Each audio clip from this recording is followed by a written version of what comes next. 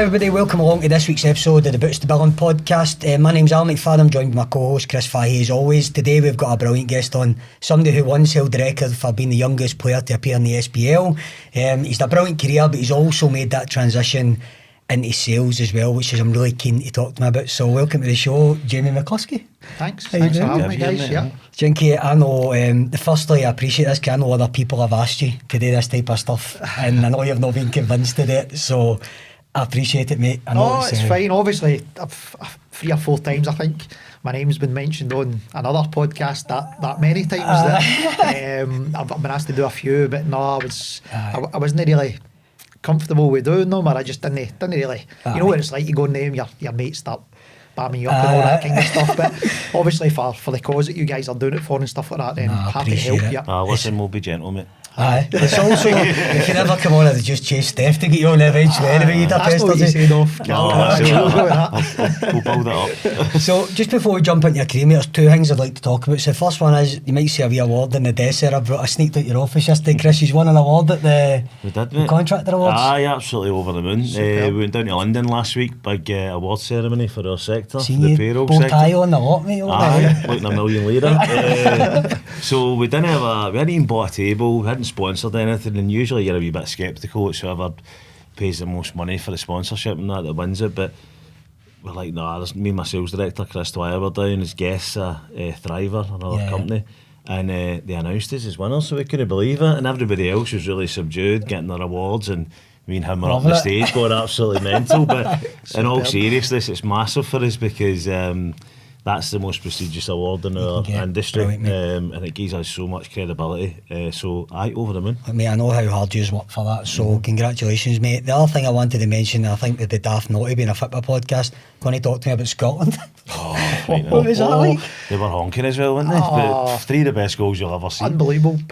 We were saying that just with obviously your group chats and all that kind of boys, and it's probably the best game I've sat and watched, and I was only watching it myself, and I've sat and watched it, and it was unbelievable. My wee boy's 3-year-old as well, and he's running down the stairs when I'm sitting, and he's buzzing. He doesn't really obviously know what's going on, but it's a goal, it's got, and then 3 times he was down, and it's just, I can imagine guys who have got kids that are a wee bit older that are obviously watching that, the memories and stuff that I'm making. So, but it was, the boys done absolutely superb. You think we've not had the memories really? I don't really remember. It was 1988 the last one, wasn't it? I'm a wee bit older than you, but I still don't. I remember bits of it, but it wasn't. It's not like it was yesterday.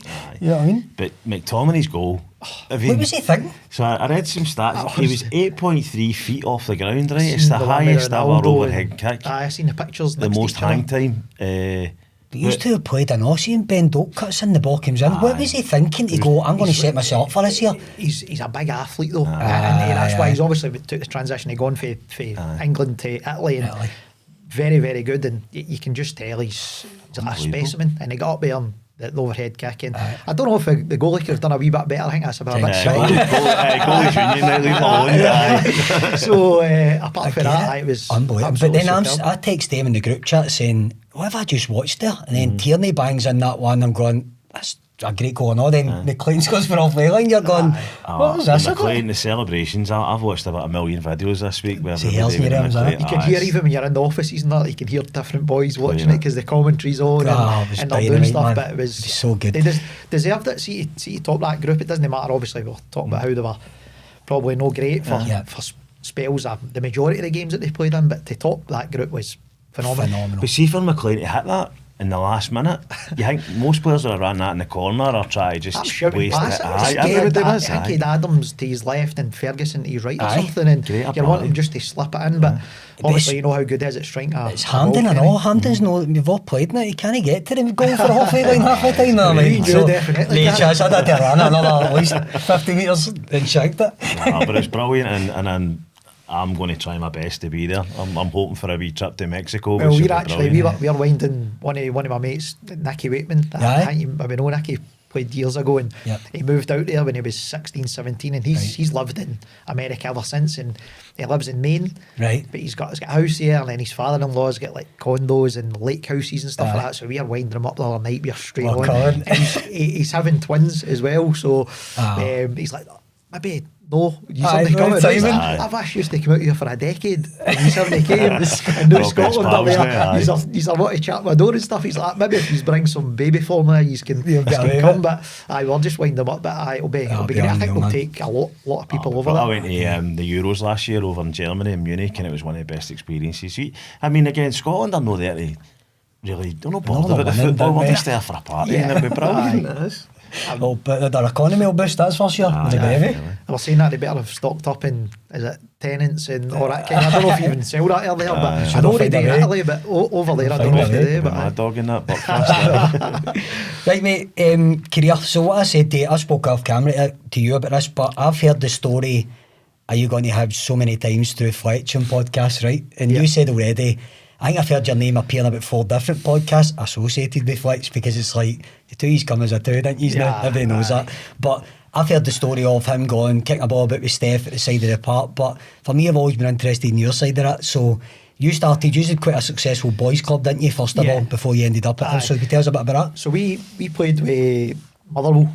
It was kind of Hamilton Hibs, we were called, and then we'd done really well with our boys club. We'd all the best players like Kevin Daly's and John Paul Grants and stuff, boys who back then were really, really good. So we kind of went into that team, and we played against Motherwell. I think Motherwell 12s or under 11s or something like that. I think we won 7-8-0, something like that. So they approached obviously our full team and says, right, we want to take you into the kind of pro youth. Full team every player. Full team every player. Take them in, and I liked Motherwell, don't get me wrong, but we were in first year at the time, and we'd a really good school team as well. So our school team, Holy Cross, were always one of the best teams. I think even before that, they had a lot of good players coming through, like your Paul McStays and stuff, all that kind of stuff. John Paul McBrides and guys like that. But we were really good. All the players for us played with either Dundee United or Motherwells or stuff like that. So I think we got to the final, and the Hibs scout was there, John Park, and he approached my dad, and obviously we'd won that game maybe 6-0 in the final, won the Scottish Cup, and my dad came to me and says, look, spoke to John, he's really interested in getting you to go to Hibs and stuff like that. So I was like, right, let's see. I had obviously the opportunity there with Motherwell still. I was training there, and then it was literally the night before I had to go, and it was, I think I'd say to you on the phone, it wasn't so much as a trial game, it was just he wanted me to come and meet the boys who were in the team and see if I like it and stuff like that. So I was staying with Big Fletcher, vice versa, the night before, and my dad had says to him, why don't you come, just bring your boots? And he was like, no. And now Fletcher laugh now, because back then Fletcher's a big shy guy, and he was like, he wasn't as like obviously confident and stuff as he is now, and he was like, no, so I just come. So you know what, Steph, my brother, he would have been young boy, but he's like, just come with me and we can play about the side of the park. So we went on, and games started 20-25 minutes, I think I says, and John pulled us off, and he's like, right, that's enough, you don't need to play anymore. If you like it, so he's like to him, Dad, do you want? So Big Fletcher's went on reluctantly and scored 4. So he went on and scored 4, and I think John was like that to us. Need to wrap these two boys in kind of cotton wool to get them and stuff. But still, it was that point where it was just before he went in like pro youth, so we didn't know whether we wanted to go there, Motherwell. We were up at Hearts, we were at Aberdeen, and we had the chance to go to either pick basically. I think Celtic and Rangers as well, but I knew then we playing the school, like Celtic and Rangers had a lot of good players back then, and for us to go there, you'd probably just been one of a number of good players. But if you went Hibs, Motherwell, Hearts, so you'd a chance quicker. And by the way, we're only maybe 13 here, 14 and stuff like that, but we still had a wee inkling, because you just know, don't you, when you're playing and stuff like that. So that's how that came about, and when the two of us ended up, we were going to go to the same team regardless. It was like, but we didn't go to the same school. That's what a lot of people don't understand. Fletch went to Airnock and I went to Holy Cross, but even after school we would pally about, play football, do all that kind of stuff. So eventually we ended up getting up and signing with Hibs. I was saying to Chris the other day, so when you look back at the team you went into, honestly mate, the standard, I think back then the Celtic Rangers teams, they must have been brilliant, when the quality of players you had at Hibs at that time. We used to beat them all the time, like that at level. Maybe when I would say it's hard now, because when you're looking at, is it 15s or 16s or whatever it was at that unders, but under 17s, or we would beat Rangers and Celtic the majority of the time. And we were obviously in the Scotland teams and stuff like that, and we were playing with these guys like Brian Hodges and the Gilmores, and then Celtic had really good players as well, McGlinchey's and all these kind of boys. So, but we would 9 times out of 10 we would end up getting the better of them, because we had a really good team at Hibs. Like, not just obviously me and Fletch, but we had other boys in there as well who were superb. So tell us a bit about that then, 'cause I know what age did you move through in? Because you went into digs too, 'cause I remember Tam McManus, he's an older than you obviously, he was in digs there. These were the same, he's not? Well, Tam was away at the time we get through, but we went through there, and obviously it's structured. Before you go, you know what you're going to do. So it was Julian College at the time. Right. So it was basically that, as it says in the tin, it was a college. So we all moved up there. You had your own floor with your own room. So you had your own room, main key, you went in there was a bed, there was a wee sink, there was mirror, wardrobe. That's all you got. And TV. That's basically, but there was a big TV room as well where all the boys could go in. But I would say there was maybe 10 of us that moved through, and there was guys who were already there, they were in their second year. Right. That stayed there, like big Johnny Bailey, Kevin McDonald, who's assistant now with Dunfermline. Like kind of they boys were a year older than us, so when we got in there, they looked after us a bit and they showed us what to do. But we had to go in there and then walk out. We were only 15, so we had to go out there and get the bus to training.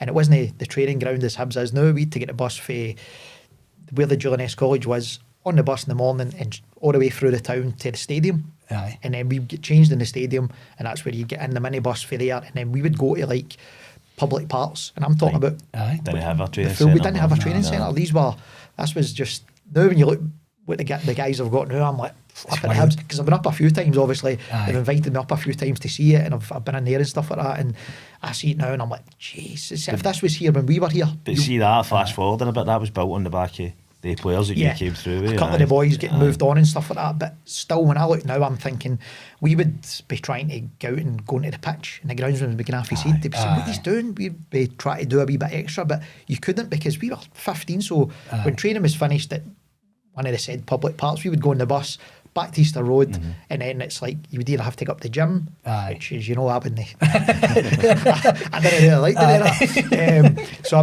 we would try to go out in the pit, and then to the wee groundsman Tam, who's no longer with us anywhere, but he would be out and shouting, get off the park and all that stuff. But we were just wanting to play football. But you know, tell me stories about you playing at night time. So in the digs, so that was mad, to be fair. So there was about 11 years. So we'd get to. We used to have a woman that looked after us called Jean, right? So she would be into maybe 8 o'clock at night just to make sure, because again, we're underage, we're still 15. There was maybe 7, 8 years under 15, 16, something like that, and then you had the older ones, I says, that were there. So she would go away at 8, we would get her dinner, bit of chill, watch telly, play the computer, whatever, and then it got to 10 o'clock and the security guard would come on, who we all got on well with, brilliant. So we'd go to the security guard and say, go and open the barn for us.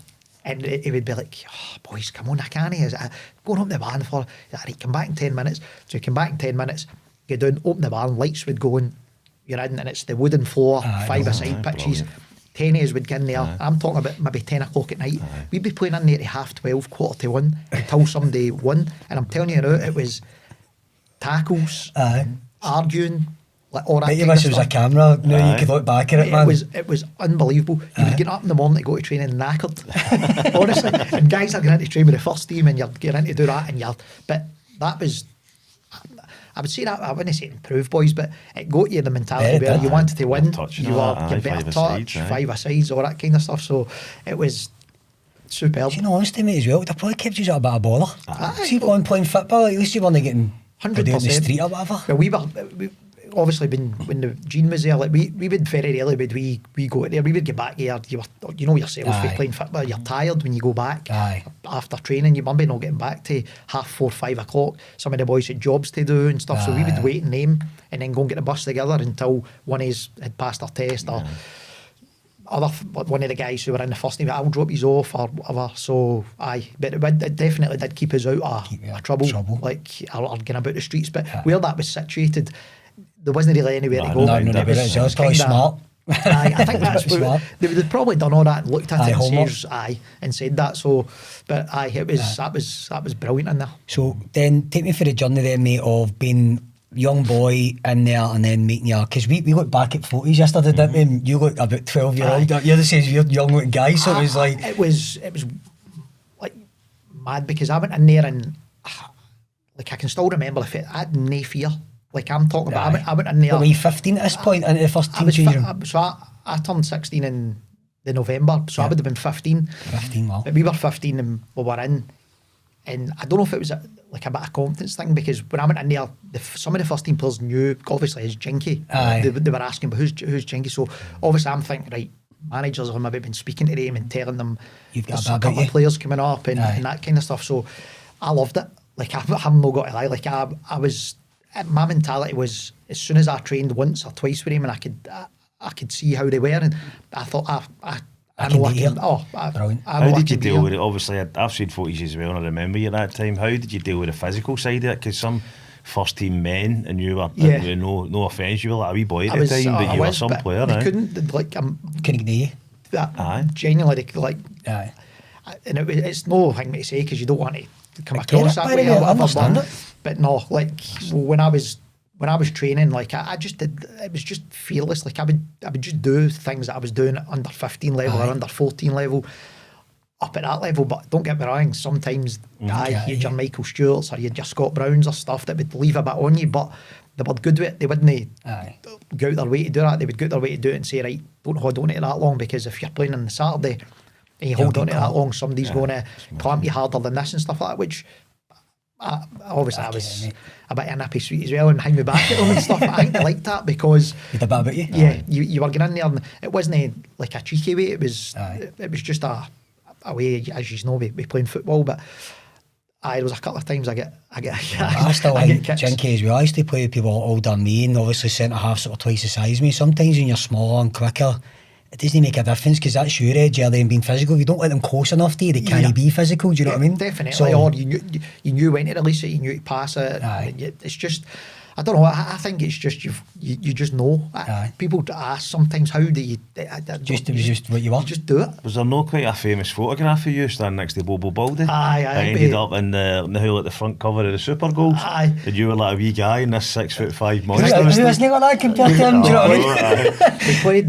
We played, that was one of the games we were playing Celtic on the Saturday, and obviously what the media's like to do a bit of stuff on the Hibs and it was the biggest player in the SPL against the smallest player that's going to be in the Saturday, and it was that. And even when I seen it in the paper, because they were on all the, back then there wasn't any like Twitter or social media and that, so the papers were on the buses, so when you went to the buses to travel down to Celtic Park, whatever, all the boys would be like, oh, I guess he's going to crush you today and stuff like that. But I just came back to when I'm like for debut and stuff like that, we were training quite a lot, and I think it was under Bobby Williamson, so his teams weren't as fluent and creative as Tony Mowbray's. But I think we'd played in the Reserve Cup against Hearts at Tynecastle it was like a Tuesday night, and again this is under 18 level or under 19 and we are 15, but we played and we played really well, and we ended up losing the game. Hearts beat us 1-0, but it was under the lights at Tynecastle, right good crowd, and a few of us had done really well, so come off the park, you're obviously aging, get beaten, stuff like that. But I can remember Bobby popped me head in after the game, and the manager was doing the team talk, under 18s manager, and he just shouted my name and says, well done, I'll speak to you tomorrow. And I'm like in front of people, and I'm like, all right, I don't know what that's about. So next day I went in and he pulled me in and he was like, look, I like how, obviously size wise and stuff like that, but I love watching you. I like what you can do. You do stuff different for other players and stuff like that. He's like, I want you to start training with us, like not every day, but it wasn't just saying move into this dressing room and do all that. I want you to start training with us every, like most days, and but then I'm going to put you back with the under 19s and just flip flop you about that way. But as I say, I went back to my first point. The first couple of sessions, I knew that's where I'm comfortable. Like when I was in there, I could just, obviously you've got a wee bit of nerves at that age, but I think when you get in there, you're fearless at that age. You just go and do it. Everything you were doing, it got you there. You should always keep doing that. You shouldn't start passing it when you can go and take somebody on and stuff like that. So I knew, like, just go and play, go and do it. See that? Like, I think that's missing in the game now. And see the one player I see that is a bit old school, part like yourself, is Ben Doak. Aye. Because Ben Doak just goes direct. Everyone else in wide areas always wants to pass it or cross it. They don't go and beat a player. I say the same. Again, in the group chats when I'm watching the Scotland games, it wasn't the game the other night when he got injured. It was the previous. And some of the boys, and I like, he's in products now there and all that. And I was like, I get that, but that will come. He'll get better. Look at Ronaldo's end product when he started, and I'm not putting the two of them in the same category, but when he first went in there, people were saying stuff about him, but I watch him and he's electric, the boy. He'll get the ball, he'll go by, and I noticed that a wee bit when I watched one of the Celtic games. He came on when I think he was only maybe 16 or 17, and he went by somebody, I think it was against Ross County or something. I thought, he's quick, he's got a bit, he can go either side, but I agree, when I'm watching football now, there's, like me and Fletcher were actually talking about this yesterday, we were talking about Ronaldinho, and players like that. I was like, there's nobody like that now. No, there's not. I would have watched Barcelona games against Osasuna. Just to see what he done. By the way. Just to sit in front of the TV and then if I seen his name wasn't in the lineup, I wouldn't watch a game. I would just go out and go and do something else. But when he was playing the same like Messi and stuff, you wanted to watch them because these boys are different level. We talk about it all the time. The boy Yamal right now is probably that, but he's no Ronaldinho. No. Or do you know what I mean? He's amazing. Obviously, he's world class. You know what I mean? But you're looking at him going, he's no that like. I think now when you watch these boys, because they are a wee bit different, everybody's below them way to proportion, like your Bellinghams and all these boys who back then, if you're telling me between Gerrard and Bellingham or Lampard and he's probably not in the same conversation as they guys, but because now that nobody's really does anything different, and some people who do a wee bit different, I'd agree. So debut getting on, what was that like? Obviously we know you held it. How long did you hold the record for? Because I know I think it was about 15 years or something like that. I'd held the record for that, and then 20 something with Hibs.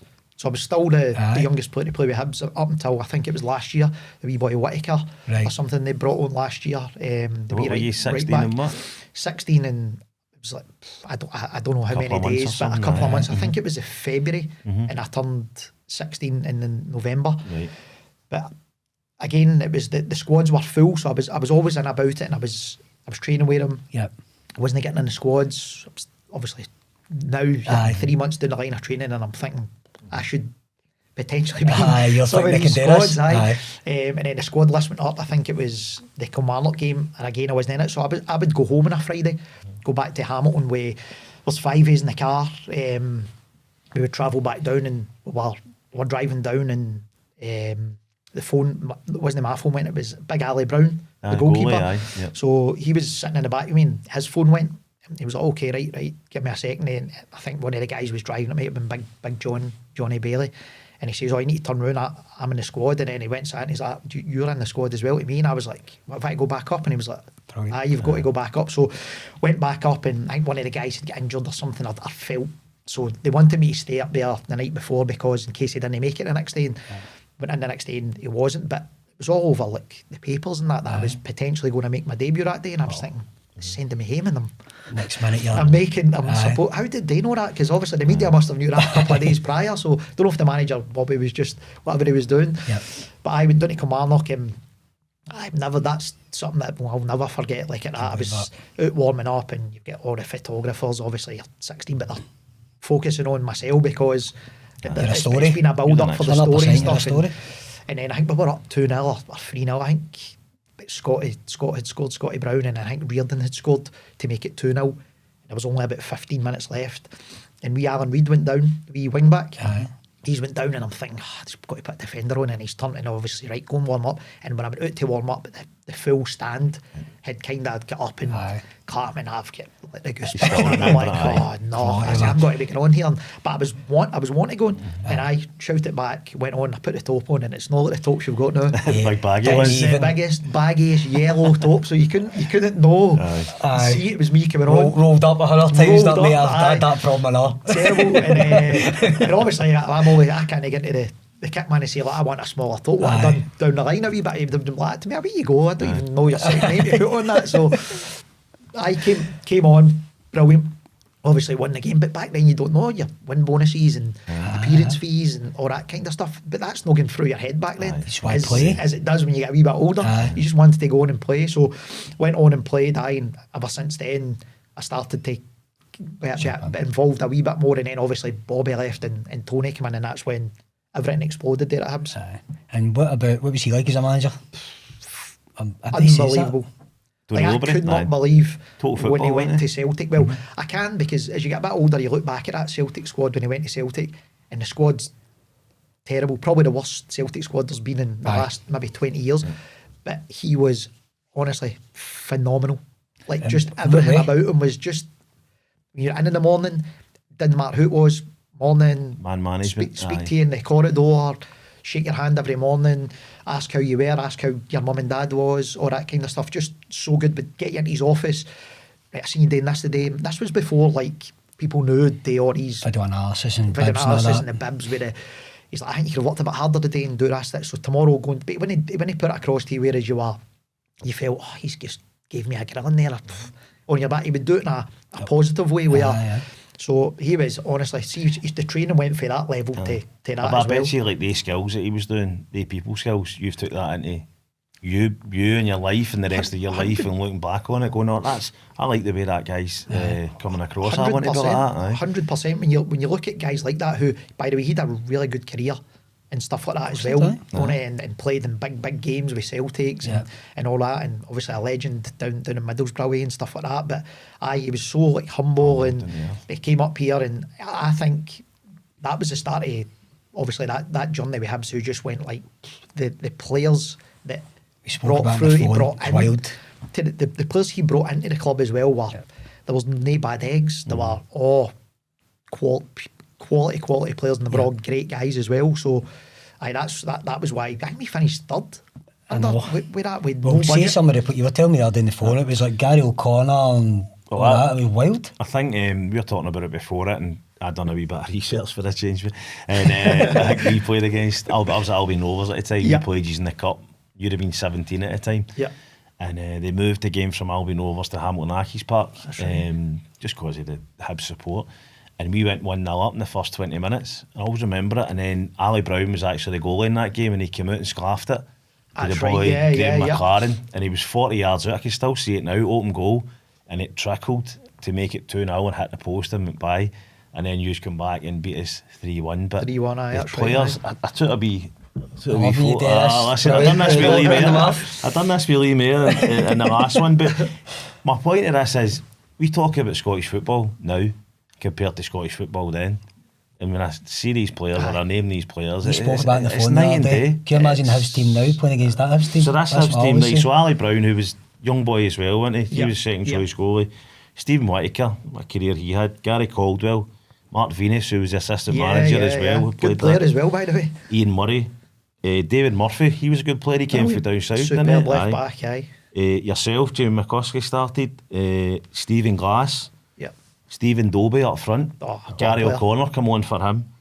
Derek Riordan and Steven Fletcher come on for him. I mean, you think of the careers that most of them went on to have.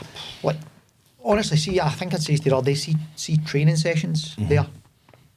Like, the standard was you gave the ball away, it was everybody was on you. Like, I think that's what, obviously the guys have went on to have good careers, but I think that's where I think I've listened to some of the podcasts where Derek Riordan's done it, or Gary O'Connor, or Big Fletch as well. They've all said that's where it kind of started in terms of winning mentality and how they just went about their everyday business, and they wanted to win, because in training, if you get beat, it was devastating. But I bet you, like, they went on to make good money and play with big teams, but I bet you that was the best time of their career. I would say so. I would say so, definitely, because we were all mates as well. You would win on a Saturday and be like, right, we get out in Edinburgh, because you lived in Edinburgh as well, and by now you're 17, 18, you can start going out and stuff like that. And I had the likes of your Derek Riordans and big Gary O'Connors and stuff like that. They took you under the wing a wee bit as well, and they would take you out to Edinburgh and show you the nightlife of Edinburgh as well. But you could do that because you were being successful on the park and you were winning and stuff like that.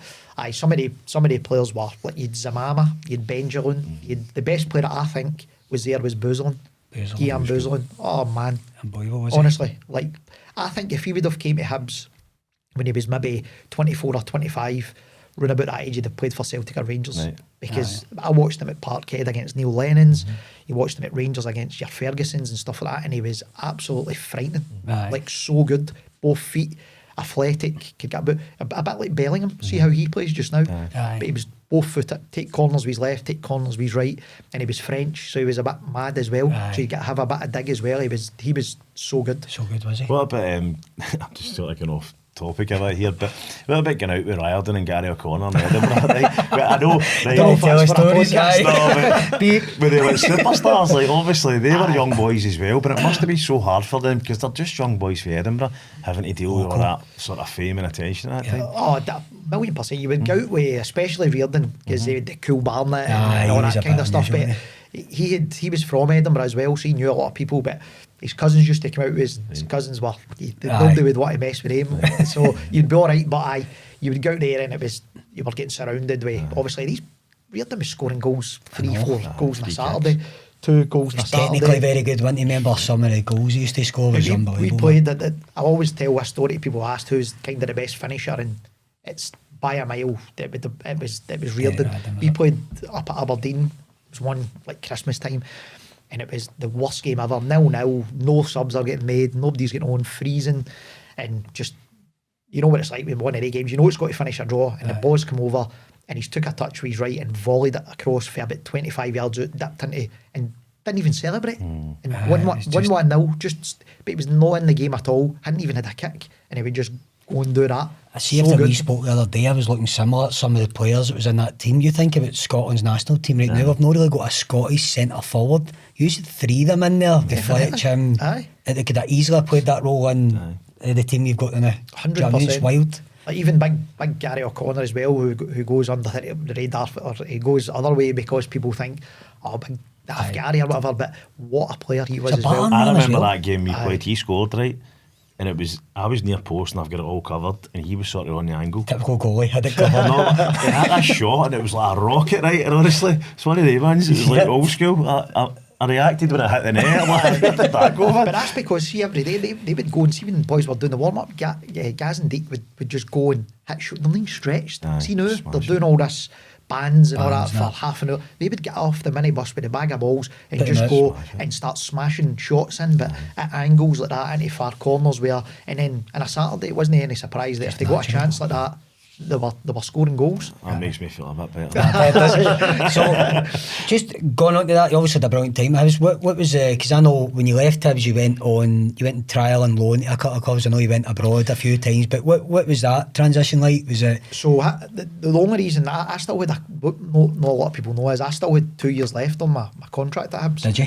And John Collins had come in, and I don't know. It was a different. Going for his transition to Tony Mowbray to John Collins for the full team was hard. But now I'm a bit older, I can understand what John was trying to do. But back then it wouldn't have worked because he was trying to train like 3 times a day, and we've got no responsibilities back then. But I'm looking at Stephen Glass's and Gary Caldwell's and guys who lived in Glasgow but travelled through every day, but they had kids that they had to pick up for school or do this or do that. So he came in and tried to say we're training, and they were like, we can't do that because our wife's work. We need to automatically you're getting the bad fit straight away. So I get, he had me up the gym right all the time, like in the mornings and stuff like that, which at the start I was like, I just want to play football, I don't want to. But then you start to understand, right, I've got to go and do this. So but up there he was saying, right, I'm going to play on Saturday, or you're going to be coming on Saturday. Saturday would come on the bench, then they bring me on, so I'm like, let it go for a couple of weeks. We'd play reserves, do well again, get Saturday up at gym on the Monday, I'm right, I'm going to watch the reserve game, but well done, but I'm going to play. This went on for 4 or 5 weeks, and now I'm starting to get pissed off. So took us up to Inverness, and he told me on the Friday I was playing. So told my mum and dad, and this is a hard bit because I'd told him I was playing in there, travelling up to Inverness. So pre-match meal, board goes over, I'm thinking I'm playing, I'm looking, no playing, looking, no on the bench, and I'm like, what's going on here? You're so embarrassed. But I've took the half then, so which I probably shouldn't have done, but I took the half, and you have to phone your dad, and it's not a good conversation. They're obviously supportive. He's no bothered. He would have still drove up to watch because I was there, but for not even on the back, he says just turn back. So I've got into the changing room at Inverness to get one of the big jackets or whatever, and he's like, get your gear off and just come out and do the warm-up ways? And I was like, no. What age are you at that stage? I would have been 18 maybe. I was like, no. And I could see like Kevin Thompson and Scotty Brown and stuff like, just get your gear off, come on. I'm like, no. And he's like, so you're refusing to get in warm-up? I said, aye. I says, because you've been telling me I'm going to be playing, and now I'm not even on the bit. I said, no, I'm not doing that. So I put my jacket on and just went up to the stand. But I think from then it went a wee bit. Obviously, when I look back now, he had a point and stuff like that. But I'd been playing well enough back then to be playing or to be involved 100%. And that's coming for other players as well.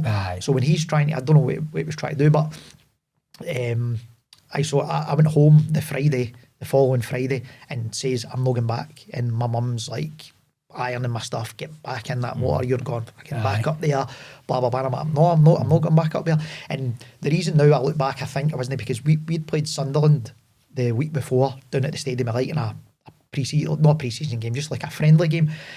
And I'd played well, and Kevin Smith was down there at the time, and he phoned me when I was coming back up the bus, and he's like, by the way, that reserve team manager with Sunderland loves you, like he's wanting you to how long you get left in your contract and all this kind of stuff. So then I had an agent and stuff like that, so I just gave him his number, and I think there was a bit of a dialogue between Sunderland and them. So I'm thinking in the back of my head, if I can get out of this contract, I can go down there.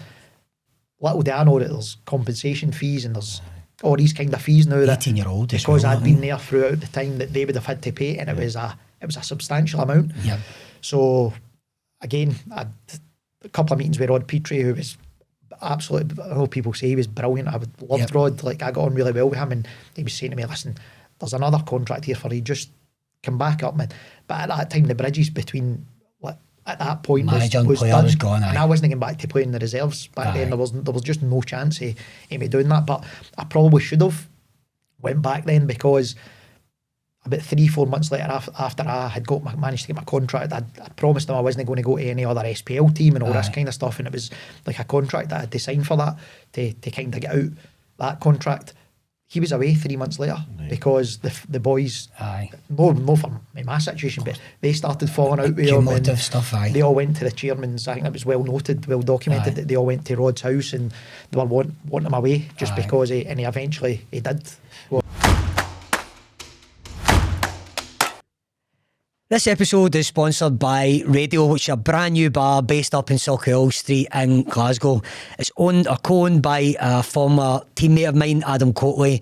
This bar's going to be something exciting. I was talking to him yesterday. It's fully booked already right through Christmas, so if you are going to go up, get yourself online early and try and get yourself bookings. But it's an Irish and American theme, which is quite unusual, but it's everything from good Guinness, live music, and what I'm hearing is amazing pizza slices as well. So guys, thank you for your support, and get the guys online, and please enjoy the rest of the show.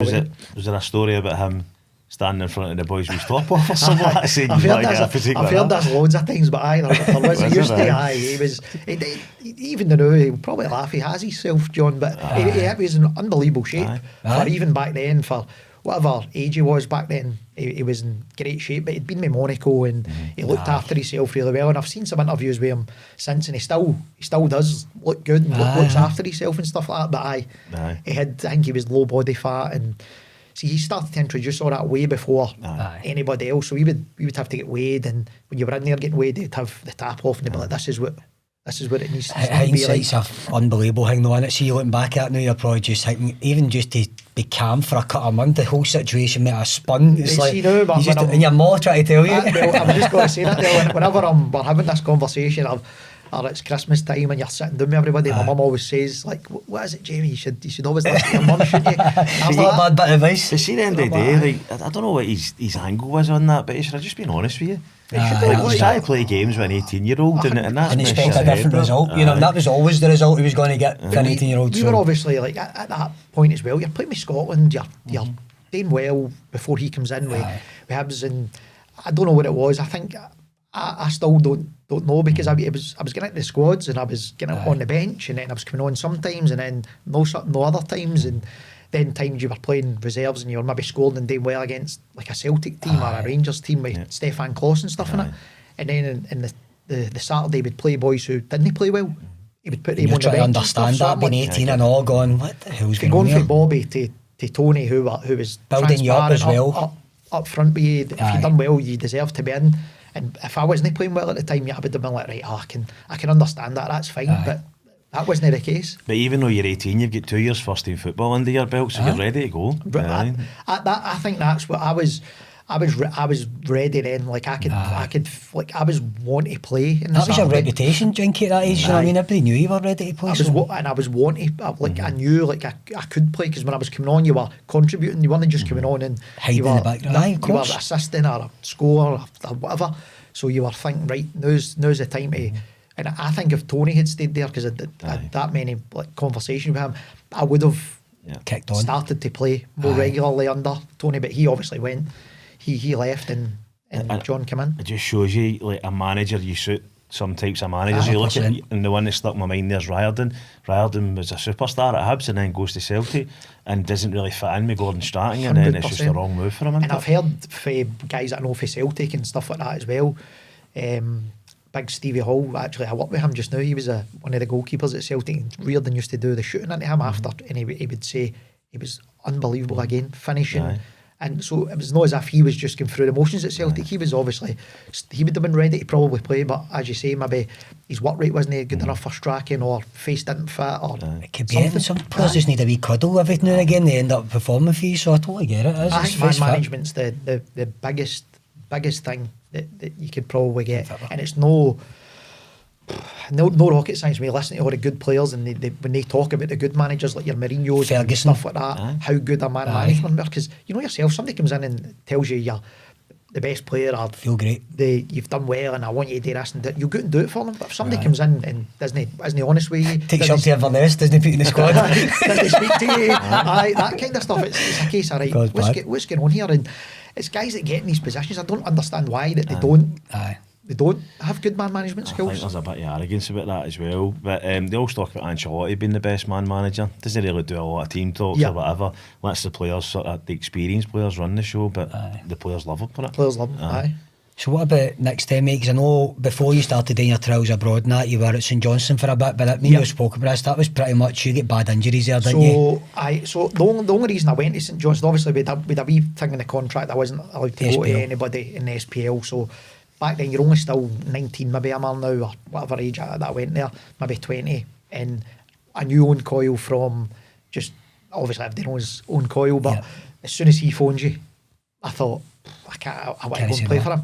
Talk about man management skills, unbelievable. Like, good guy, isn't he? So good. Like on the phone, I was like, I want to play for you now. After I put the phone down.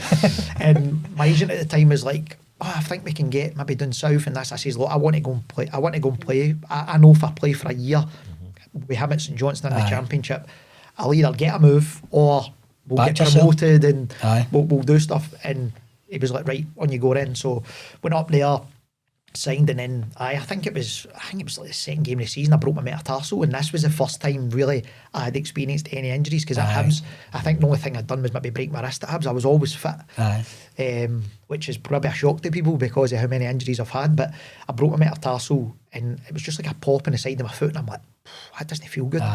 Physio came on, as soon as he took my bit off, he's like, that's your metatarsal. And back then it was like when Beckham done his, that's the only way I knew what a metatarsal was. So went to the hospital, x-rayed me. I think they'd say to me, look, you're young enough, just let it heal itself. So I'm like, okay. So I was out for 2-3 months. Second training session back, cut inside, pop, felt it again, and I was like, you've got to be kidding me here. That's went again. So I went in, exact same, boot off, it's broke again. So I'm raging at this point, because I'm thinking, how have you allowed me to go back there? And but then they'll show me the x-rays, everything's fine, it's just it's no strong. So I went in there, as soon as the guys looked at me, he's like, you need an operation, you need to put a pin in it. And I'm like, how long am I going about for? And I'd signed a 2-year deal with St Johnstone, and that was me out for that full season. So I would have been out. And the funny thing about that is Derek McInnes was travelling with me at the time. So he was in the car school, so then he got the manager's job when Owen left, because I think Owen went to Bolton or Burnley, something like that, and Dale obviously went in, and he knew I was hating it because I was travelling up so he pulled me in, he's like, look, you've got a year left, I want to keep you here, no bother, like, I know when you get fit you playing my team. He says, but I know you, and I know this is killing you. He said, so if you want, you can go as well. He said, it's up to you. It's up to you. He says, we'll honour some of the content, all that kind of stuff, but it's up to you. I'll leave it with you over the summer. And I knew I wasn't going to be obviously fit for coming back, so I was like, do you know what, I want away for her. And I just, again, my same kind of terminated it.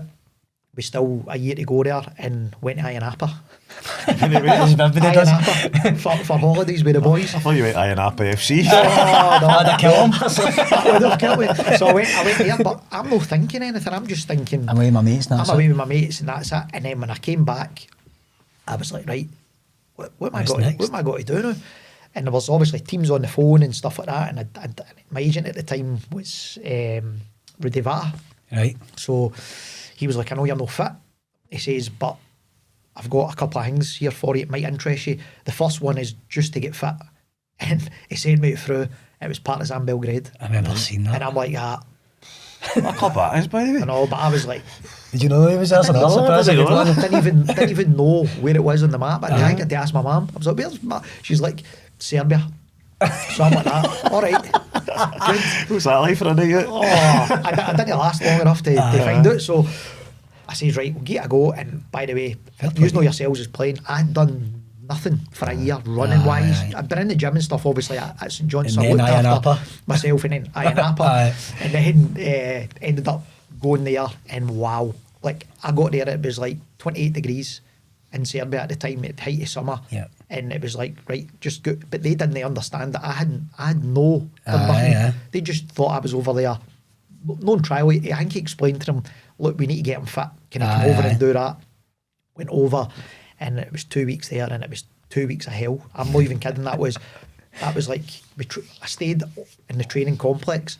So you were training, nobody spoke any English. Coming out, I was in a room myself, like a dorm. I just knew the times to be down and the times for food and all that kind of stuff. So one of the days I was like, I've got to go a walk here. So I'm walking about and I'm looking in the main roads, and I'm like, how's the bullet holes all these? Didn't have a clue. I didn't have a clue. But obviously back then I just knew football and all that stuff. So I'm like, there's that bullet holes there, and how's that building half built and all that? And then the guys, one of the guys that literally ran after me doing it. He's like, where are you going? Like the security guard. And I was like, just to watch that. No. You don't walk about here. And I'm like, all right. He's like, you want me to go and get you some stuff? I'll go. He says, you don't walk about here yourself. And I'm like, as soon as I get back in, I was on the phone to my dad, and I was like, I need to get home. I can't be over here. And the old famous saying, he always says, you need to treat it like a jail sentence. You say that to your dad? No, done it. I says, I've not done that. I says, I want to come home. So I only lasted there about two weeks or something, but I did get relatively fit. For doing 2 weeks. Was that a good standard? For doing that, unbelievable. So good. Like the guys that had went to Man United after that, I'm not really sure of their names just now, but they were training. But it was with the first team. Like we were training with the first team and stuff like that. But it was technically they were superb. They were really good, and obviously technically myself it was okay, but it was a fitness side when we were doing running and doing stuff like that. It was struggling because. So at night I would go out to like the pitches myself. There was nobody there, and I would try and do my running and do all that kind of stuff, and it was good in that sense. But I thought I can't stay over here. But even in hindsight, seeing I look back now, I should have just rode it out for another couple of weeks and just say right. Like a jail sentence there. And then I came back from there and went to Catania. That's right, I read which that. was obviously they were in Serie A at the time, and that was phenomenal. But when I went there, I was fit, and I was ready to go, and I was ready for that. And I think I'd say to you the other day, so we went there, we trained a couple of days, and I'm thinking when you go over to these places, the training facilities are going to be like Murray Park at the time, and it's no. Like the training facilities there are shocking. It's all old sort of stuff. Like old porta cabins, old this. But the pitches are nice. Back to like that kind of days. So went there again 3-4 days. And Walter Zenga was the manager, the goalkeeper. There he goes, like goalie. You must know him. Of course I did, but I was just waiting for he was a goalie, and he was really good. I mean, he could speak a wee bit English, but before I even went in there, I didn't know they speak Sicilian. They don't speak Italian. Right. So it's even harder to understand when you're over there. So again, I was there for a couple of weeks, and we'd done a trial game, training game. It was like a trial game for me. Obviously, I knew that everybody, but when we turned up there was like fans there and stuff, because they were there. I think they were sitting about 6 in Serie A at the time. So the fans were there to watch the first team training. So we were then went on and done an 11v11 for half an hour or whatever. And I think I'd say to you all day, it was probably the best training game I've done. Like, I'd scored a goal, and you know you've done well when the boys are coming up to you after it. They don't even speak your language, and they're shaking your hand, and they're talking and pointing and stuff like that. So I thought to myself, I must be in with a good chance here. So I think Walter had spoke to Rudy at the side of the pitch. Walter's all-time legend, right, Walter? So I think he'd spoken to maybe Rudy at the side of the pitch, and he'd say to me, look, they'll want to keep you here for another 2 weeks of training, then they're going to, and I was I says, no. I says, I need to now start earning, making money, because that's me been 4, 5, 6 weeks away from St Johnstone, and there's only so much times that you can. And again, I was the same. And I went back to my digs that night, and I was raging. And out of the blue, Dean Saunders phoned me for Wrexham. And that same day, that's just when you see everything happens for reasons or shouldn't happen or whatever. He'd phoned me and he was like, look, I've spoke to such and such. I want you to sign me. I was like, listen, I'm in Italy now. I'm not coming for trials. And he says, no, I've seen you playing. Contract fee. All that kind of stuff. I've got a contract here for you. So it was a decision there that I had to make probably there and then, because their season was, I think it had started or was just about to start the following week, and I had to get in there and meet everybody and stuff, and I think I slept on it, and I woke up the next morning, I was like, right, I'm going to go, I'm going to go and sign with him. That's kind of how I hanged with Rudy a wee bit, because he wanted me to stay there, because he says to me, look, I've got a good feeling, I think they're going to take you here. They're going to take you here. He says, they maybe take you here and put you on loan to another Italian team, but I want you to basically do it for another 2 weeks, and then I think you'll get something. And I was like, no, I'm going to go there, and that's how I ended up at Wrexham. Just out the you regret that? Aye. Now that I do, like, I've got a wee boy now, and I would, if he was there, I would say to him, no, you're no, I'm going to cancel every plane with him. The facility for you're staying there, or I'm flying over to stay with. But it wasn't, back then it wasn't I don't know, it was just a different mindset. I was wanting to play, for one, that he says I was going to play, and two, you're at that age now, 21, 22, that you need income coming in and that kind of stuff, and I think that's what swayed it for me to go there. What you'd been through the year and a half, 2 years before it, you're just thinking guaranteed contract, I can play, and you went, and I'd said to him, it's a shame it wasn't Ryan Reynolds at the time because of the money, but even he was like to me, Faddy, at that time they looked after me so well. That was probably the best contract that I had for in my playing time was there. You said the people were brilliant in that as well, didn't you? Unbelievable. It was like, it's because it's like when I speak to Fletcher now on this, everything he says is the exact same, and there's still people there, even though the Hollywoods took over it and stuff like that, there's still people there that was there when I was there, and they made you feel so welcome when your mum and dad came down, or my Steph came down for a couple. They would have them in the box, they would have them in like the hospitality, they would do everything they would know they would be coming down before. Like I would tell them, and I was like, how do you know? Oh, the manager told us and stuff. So it was just it was a good family club, and for them to see how well they've done since that, because we were in the National League then. When I started watching the series, it was like you didn't even know some of the Tays and Yedding and all that we were playing against, and I was like, you would get to games and start that, but I didn't even know who these teams were that you were playing against. But your dad's saying just take the jail son. I was wishing I was in jail. Marvin Andrews playing that team? No, we had Frank Sinclair was he was one of the big names. He played centre half. And then we had guys like Neil Taylor that went on to Swansea and played with Wales, and he was our left back then. We had really, really good players that played there, but we had football players. That league's a man's league. That's a the juniors. Like you need 6 foot set pieces, goals every game and that. But again, that's when my injuries really started to kick in. But when I was fit down there, I played, and Dean, I got on really well with Dean Saunders. He was another one that's, when you hear him on the radio, that's just exactly how he is. He's a good guy, he's got great stories and that. Would shout you in, and he would tell stories. Have you seen him talking about the guys drinking the other day, and all the laptop people now? He hates them. He hates all that. He's like, he goes, where have all these bloody sayings came from, like inverted press? He goes, that's just somebody tackling somebody. He's not. And I don't know, it's just he was a wee bit ahead of his time as well, just in terms of like his tactics and stuff like that. He would play like the 4-2-3-1s and do all this before, when most teams that we were working up against would play the 4-4-2s at that level, but he wasn't getting the results because they were just hitting long balls, playing for set pieces, playing for long throws, all that kind of stuff. But it was good down there. I liked Wrexham. Because I know, mate, when you come back up the road, I know you went to St Mum for a wee bit, right? And I know there was injuries there and Clyde and stuff, but you then, I remember, because at this point I was parlaying playing with Steph and you were at Dundee. You were flying at Dundee, I remember. You done really well. When I was at St Mirren, I think I played with Lee, obviously, from last week and stuff, and we'd a good team at St Mirren, but we were down the bottom of the league. And Danny Lennon, again, he would take me in and stuff like that, and he would say the same. He's like, look, see if we were 3rd, 4th, 5th in the league, I would want to be playing you every game, but we're away to teams, we need points, I need guys who are going to run and do this and do that. And I was like, this isn't the team for me if he's want to like do all this. And the boys would be telling me at St Mirren as well, get and tell them, like, they're training with me. So they're often boys do that to you and then they sling you in, you're like, I'm just need to throw under a bus here. No, then you're coming out, they're going, I can't believe you were there. But I was a wee bit more wise then, so I was just like, listen, the manager's the manager. If he wants to play, whoever he wants to play will play. I can't get in and plead my case. He can see what I'm doing. Yep. And a Monday to Friday or reserve games or whatever. So, but I was niggled with injuries here. But when I went to Dundee, that's when I felt again that I was ready to. Like we were. I think we were sitting second. Ross County were top, but we knew Rangers were getting liquidated. We knew they were getting obviously going to be demoted to the 3rd division. So we were always told we need to finish 1st or 2nd tier. So I had a wee niggle on my Achilles, but I was in the team. I was playing, scoring.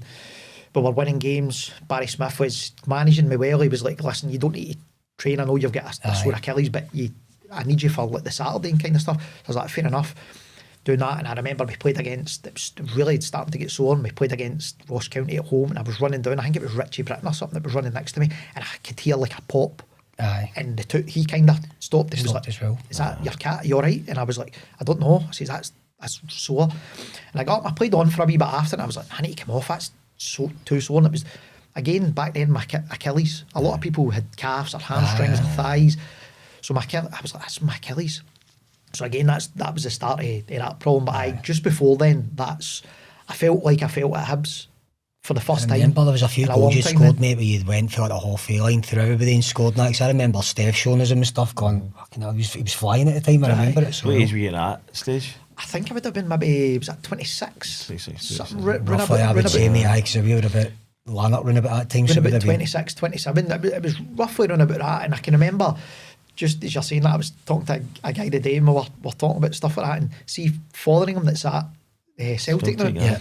So he'd come in and he'd just back for Germany, and he'd seen, like, he didn't know me, I didn't know him. We'd played a couple of training sessions, training games and stuff, and he came up to me and he was like, wait, how are you playing in the Championship of Scotland like that? I was like, I'm just back for Germany. He says, you know what Fozzie is? If you know Fozzie, he's the nicest guy ever. He's like, I can get you there if you want. Drive you. He was like, he's like, I've been playing with guys over there. Like, you shouldn't be. And to be fair, then I did feel, as I say, like I felt at Hibs for the first time in about 4 years. I felt, right, I'm flying here. You're flying. Like anything that you were doing, I was injury free. Felt really good, and then it was just that my Achilles went, and that was like I was out for. That was basically a year and a bit. Did you snap it? Do you know what it was?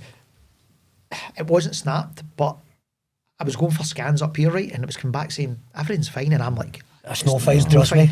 So I was trying to manage it, and then I ended up getting a appointment with a guy down in London, James Calder, surgeon. It's really, really good. He's done like Jack Wilshere's operations and all these guys.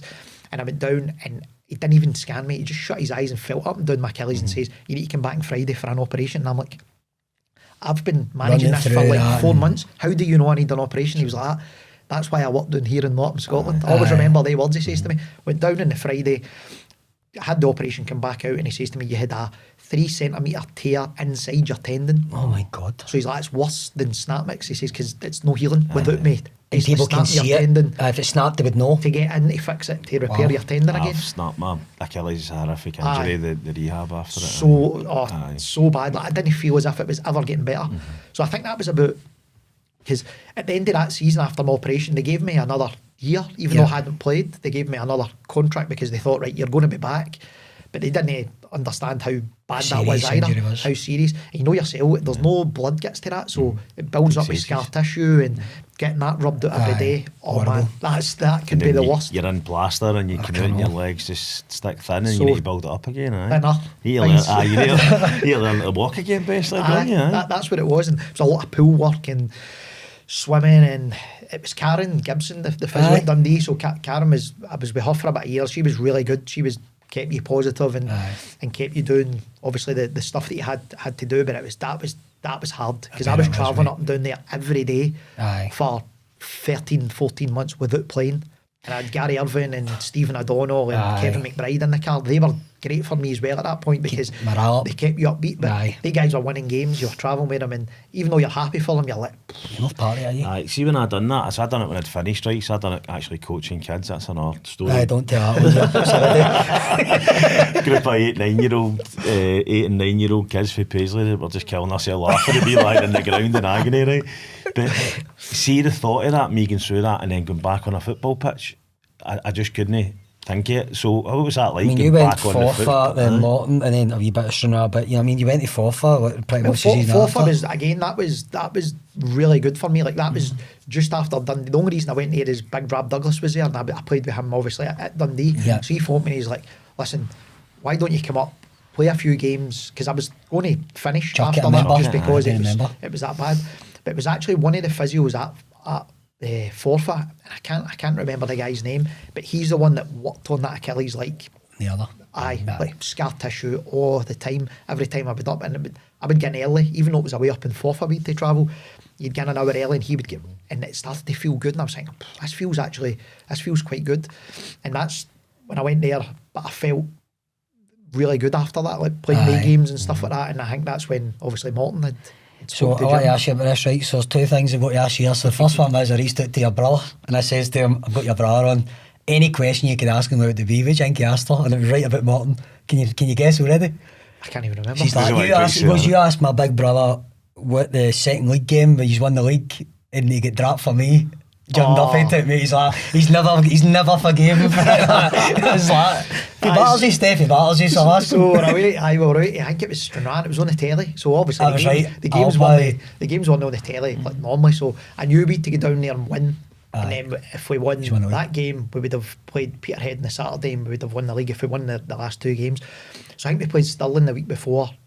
1-2-0. I scored, set one up. So I'm thinking, right, I'm going to be playing. So he sets up in the Friday, but he does the old ones that the managers do, the old double up. So the ones that aren't playing think, I was maybe playing, so I'm thinking doubling up with Steph, right, I'm going to be playing. So we're doing it again, the big board comes out, a deja vu moment, the big board gets there, and McCluskey, I've seen S, I'm like, your brother? His brother wrong. His wee brother as well. I was fuming. I can imagine. I had my Morton tracksuit on, and I don't think I took that off until the boys were getting ready. I didn't even get warm up.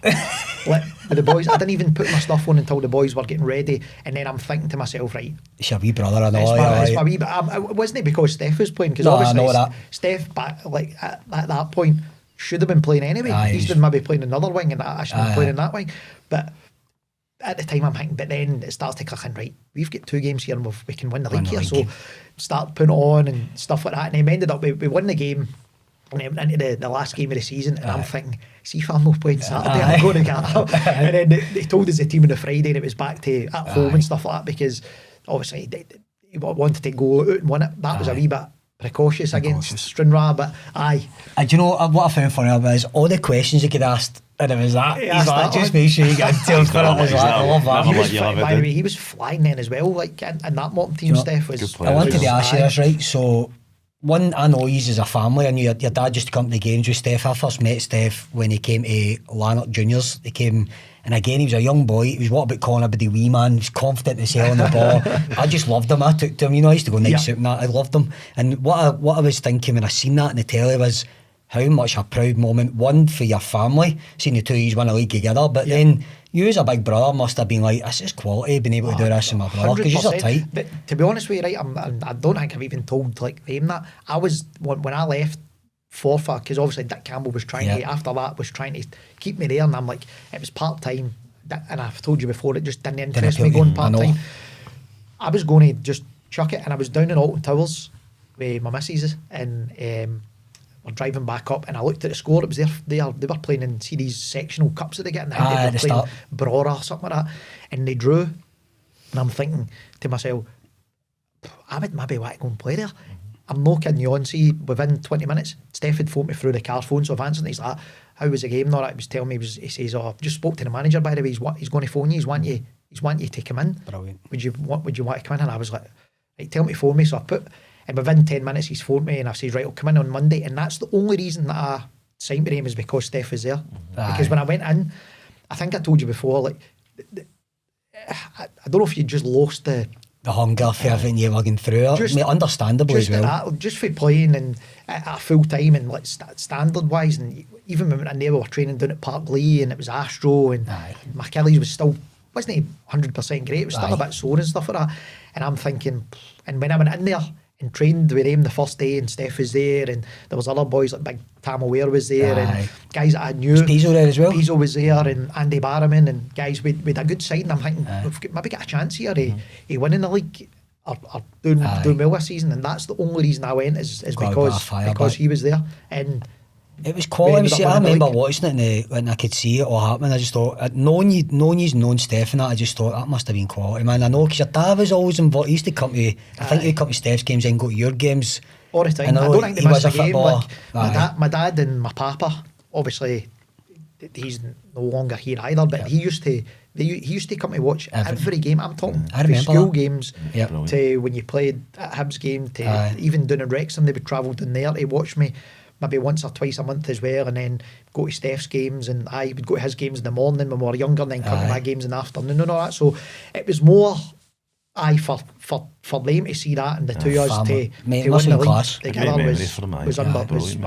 that was good. Because obviously we'd won things before, like you would had medals with winning some stuff before, but that was like, that last day was, you couldn't have scripted that for. Nah, it looked brilliant, mate. It looked brilliant. So listen, just I appreciate you telling us about your Fitba, but what I'd say to you as well, mate, is, and this is why I managed to get you on here, after career, we you know what my business does. I want to get people understanding that Fitba, and the more I delve into it, mate, even for the last interviews we've done, the problem's bigger than even I thought it was. Like, you've got guys like, do you think all the troubles you've had to go through in your career, you just told us a lot of them, right? And what you've managed to do is, I know you ended up getting into like car sales, and you can tell that story in a minute with your mum again, because this time you listen to her, it's probably worked out well. But it's like, to me, there's too many boys think it's the end, you don't get that same buzz back for playing Fitba and stuff. And for me, sales was like a natural, like, I just felt so comfortable in it. So I'm interested to hear, for you, I know you went and done the car sales for a wee bit, but what made you think this is a career for me? What was the transition from Fitba to sales that you found was a good one? So again, when we won the league with Morton, there was talks that maybe I was going to maybe sign another year and stuff like that. And then when I went down and spoke to Jim, I was like, it's just, I wasn't training a lot and stuff like that. So I was like, just they were getting up to the championship at the time. I just knew, you just know.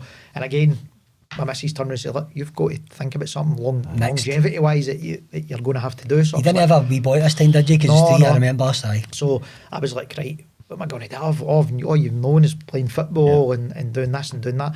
And I can put my mind, like, I can go and do stuff, like, there's no problem with that. Like, manual labour's a bit out of the question. I'm not really one of them guys, and still need to get my dad to come down and change stuff in the house and all that. One of them, but anything else, comfortable enough and confident enough to go and do it. But it was actually, again, getting back to Fletcher, it was his cousin's best pal, Michael. He worked with a company, Macklin Motors, Ford, and he phoned me at the boys, like, look, I know you're thinking about finishing. He's like, why don't you come in for a chat with the general manager? Just come in, normal clothes on, no formal at all, just come in and sit down and see what he's got to say. So we then spoke to him, and he kind of told you the gist of the job and that kind of stuff. And I'm thinking, he's like, we've got a training course down in Birmingham, why don't you go down there for a week, see if you like it. If you like it, brilliant. If you don't, no hard feelings and stuff. So I was like, right, reluctantly went and done it, because it was the summer, so football was finished as well. So went down there, hated it. Within an hour, he'd been in this, like, it was like a classroom. I was like, oh, get me out of here. So again, first session finished, I went out, I phoned my mum, was like, I'm coming back up the road. She's like, no. Not again. Stay down there. She says, listen, you need to, even if you don't like it after a week, just do it. So I was like, right, do you know what, I'm going to throw myself into this, because if I'm down there and I've got the negative thoughts right away, I'll no enjoy it, and I'll just no do it. So starting to get involved in all that daft role play they do and all that stuff. So eventually I was like, do you know what, that was actually not too bad. So I went up, went in on the Monday, met the general manager. He's like, listen, why don't you start Thursday, Friday, and then have the weekend off, and you can tell me then if you want to. So I went in and I just started shadowing a couple of boys, seeing what they were doing, and thinking, I can do this, neighbour, because you can speak to people. See, as long as you can speak to people, you're all right with people, you build a wee bit of rapport with somebody. Genuinely, 9 times out of 10, people are all right. Aye. Yeah. I agree. If you can get on with them. So, did that. And it kind of went from there, and they were putting me on my business management course to be a business manager within the company, rather than doing the sales side of things. And just at that, I got a phone call from somebody at the work I'm at the now, NCS. Can you come in for an interview? So I'm thinking, I like it, but I don't want it again. So I've went in, met the guy, met the director, Jimmy, sold you the dream, as they do, all this, the pay packet, this, the commission, all this kind of stuff. And I went away, and at the time I'm thinking, nah, that's not for me. I just want to stick in my comfort zone and doing. So I didn't go the first time, which I don't think a lot, even the guys in the work, I don't even know if they know. So refused to go. Worked my work again for another 4 months, and my general manager there was a guy called Will Renton, and he was brilliant. He was only maybe 5-6 years older than me, Will, but he was into his football, and it was a really, really good guy, and it was him that was putting me in this course to do all that. And then I got another phone call again. They wanted to come in again, so I went in, and Jimmy will laugh at this, but when I sat down, he's like, listen, nobody knocks me back twice. Sales part of my love it. But just at that, he was like, did your dad used to play with Hong Kong Rangers? And I was like, aye. He was like, give me 2 minutes. Picks up the phone, dials, puts it down. Next minute, the owner comes in, Tommy Nolan, opens the door. He's like, I played with your dad at Hong Kong Rangers. And I'm like, you're kidding me. He said, aye. So there was only like 6 people for the UK that went over there for a year to play with him. And they two were one of the 6 that went over there. And when I met Tommy, and I met obviously Jimmy the second time, and some of the boys in the work, I'm thinking, right, do you know what? I'm going to step outside that comfort zone that you're in already, and I'm going to go into this and see what it is. And I've been in there, and that's me. I've been in there about 6.5, 7 years now. I know you're fine, mate. So what do you think makes that transition for me and him? Try to tell boys all the time, but one thing is you can make us a lot of money in sales, but what do you think it is in football and sales that joins you to it? Because I struggle to put my finger on it, but I know there's something. I just think it's like a structure thing as well. So at football, you were always told, be here at this time, do that at that time, do this. So you had a mindset where, right, I can't be late, I need to go and do this and do that.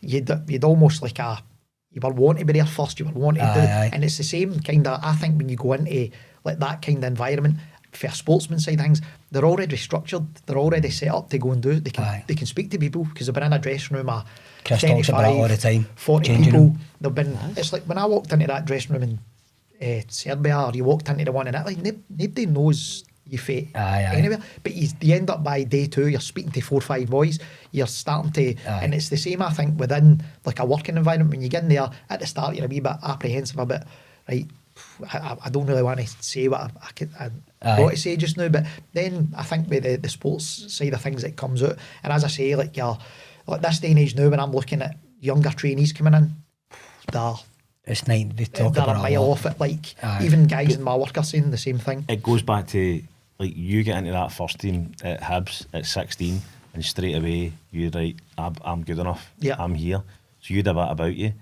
And I don't want to generalise here, but a lot of young ones these days don't have a bit about them. They don't have that personality, that confidence to come in and go, right, I'm here and I'm here to do a job. It's hard. I feel sorry for like the generation now. Like we see, like we've got boys in our work as well, like wee Matty and stuff like that, who's maybe 26, 27. But they're really good, really confident. Really, but then I've seen ones that have come in at maybe 20, who are 6 years younger than like Matty and the wee boy, wee Ross and stuff like that.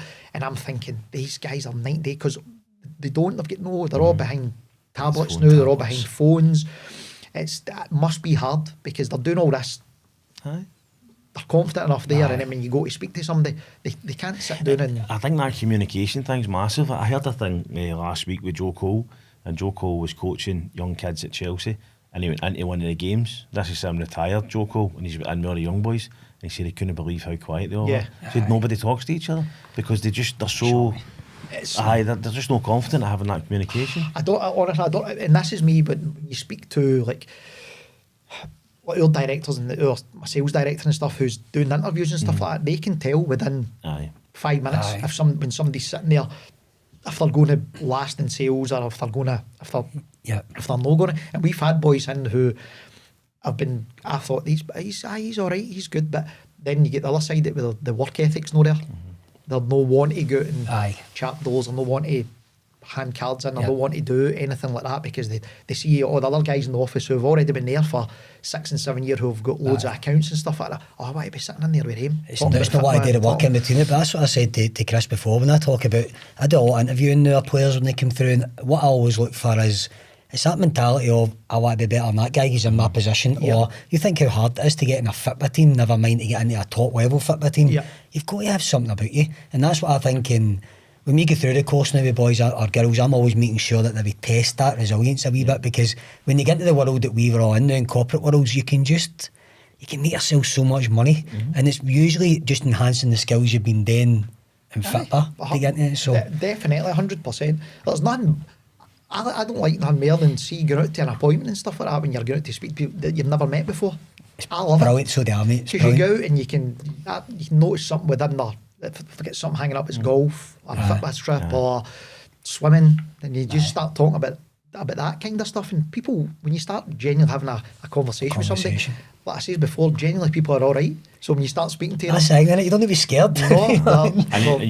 You've got a million stories for football. When you start, so people want to hear that as well. So if you've got a work ethic and personality, you're doing all right. I think that's helped me in situations before as well, 100%. Because you've been in there and maybe you're like, this guy's quite hard work to, and then you see something that's football related and you say, oh, happy days, or golf or anything. Just something in general, because they don't. You're there to sell them a solution, and you're there to help their business and stuff like that. But they don't just want somebody to come in to sign a document and leave. They build a wee bit of rapport as well. And the stuff that you're getting, as I say before, you get on well with people. They'll give you referrals, they'll recommend you to other people, and that's kind of how you build it up a wee bit, rather than just getting out and champing doors and handing cards in and stuff like that. But I would say the generation now, though, their work ethics knows.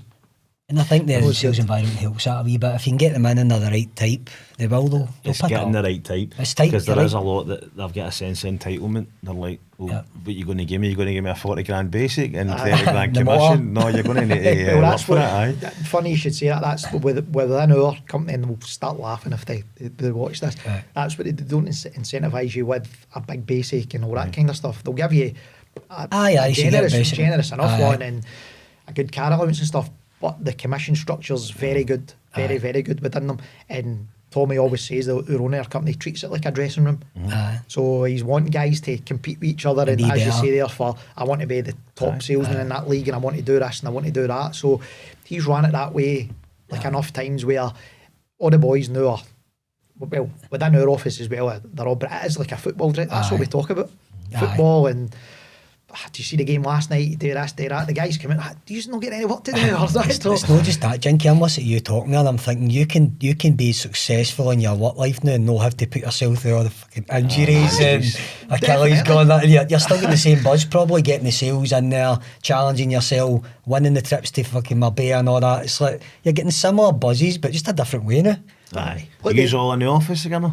So we're office based. There's maybe, I'd say there's about 9 or 10 account managers within our office, but we've also got regional. So we've got Edinburgh, Belfast, London.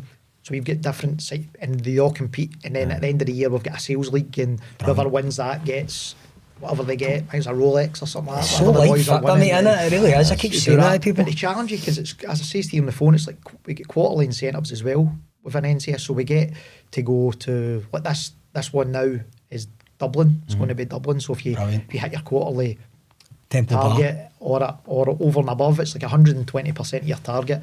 We've just back for Dubai there in March, and then Marbella in September there. Seen the pictures of that. So it makes you, it does give you that bit of drive to, right, I'm going to do that. And also they'll maybe say to you, is it, you want a new house? What do you want? Print a photo and sit it there. Visualise it. And work towards stuff like that. And obviously now when you've got the wee man and stuff like that, everything's kind of for him that you're doing. So it's you're thinking, I can't be bothered picking up that phone today. And then you're like, hey, do you know what? I've got a few things I need to do here. I need to go and do it for obviously for them and stuff. But see, like any footballers that are watching this, it's always a thought of it. You always think sales, I can't do sales. Like, you think door-to-door salesman or double glazing salesman. It's just about talking to people, asking questions, finding out what they need, and then giving them the answers. 100%. Obviously, there's different types. Ours is more office solutions based. Aye. When I first went in here, I was like, it's a frank machine. Never heard of that in my life before. What is this? And then, but the more you do it, it's like anything. It's like you boys obviously doing this and stuff like that. The more you will do it, the more he's relaxed and it's easy enough for us to do. Phone systems, photocopiers. You asked me that back then when I was sitting in Serbia and that, I'd have been like that, away you go. But now when you're doing it and you realise, listen, all these offices and stuff need these. Need it. It's just fixing a problem. It's giving them a solution. And if you're alright with them and you're no, I hate being too overly too salesy. Aye, with people, like, because you've been on the other side. If you've tried to buy a car before or whatever like that, you would rather take it their pace and stuff like that. So but it is, I would say, for people who are maybe going to get into this, 100% give it a try, because I was probably the worst to get into anything rather than like football. So to go into something like that and obviously learn on the job and enjoy it, it's really good. But it's like you going into that, taking yourself out your comfort zone and doing that first week. That sort of broke the barrier for you. It gets easier. You know what, I can do this. It's just it's the feet, it's the unknown. 100%. Sometimes you think, even with stuff that everybody does in everyday life, it's like the fear of actually going and doing it first.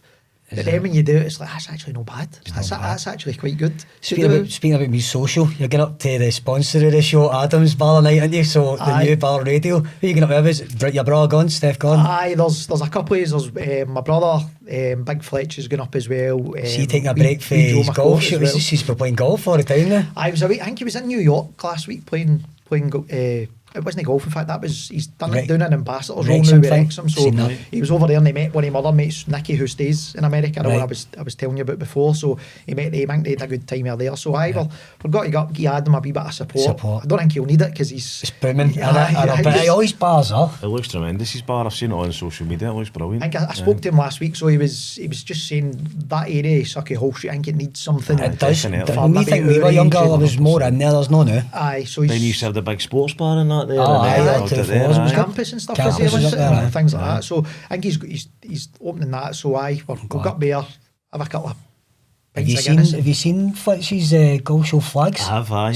What I like about it is it's different to all the other golf shows. I watched the episode they were playing I think they were playing foot golf as well as golf. I didn't tell you they were drunk doing that, did I? Can I tell you something? Ask him this tonight, right, when you see him. I was watching them on camera. There's a point he's got a camera like that, and then the camera turns around, you see him try to head you out the road. I've seen you drink, mate, it's alright. I think they were just like mucking about doing that one at the time, and then because it came across so good, brilliant. I enjoyed it. They put it out there, but I think they had a couple of beers because they'd been filming, I think, for 2-3 days he doing that. I think it was in Egypt, that one, and then they had a couple of beers that day, and then they went and done that. So I'll give us a shout. Flags golf and all, so give you shouts. What a stage to get where you're just financially secure and you can just go and do all that and just travel the world. Does it mean you're trying to, we're just not financially secure yet? You're trying to get boots to bill into America or Canada or Mexico next year, so if anybody wants to sponsor that, we're good to go. Free. Well, listeners always say, Jinky, cheers for your time, mate. I really appreciate it. This is, we've got another couple just before Christmas, 2 more to do before Christmas, and that'll be the end of season 1, can't believe that. But we appreciate all the support. Please keep liking and subscribing as much as you can, because really, it's great hearing guys like Jinky's story, but for me it's that main problem we're trying to fix, which is making sure footballers know there's a choice after football, not even just after it, during it, to build a career. So if you need anything, our next round of training starts in January, please reach out. We'd be more than happy to help you. But cheers again, mate. No problem. Cheers, guys.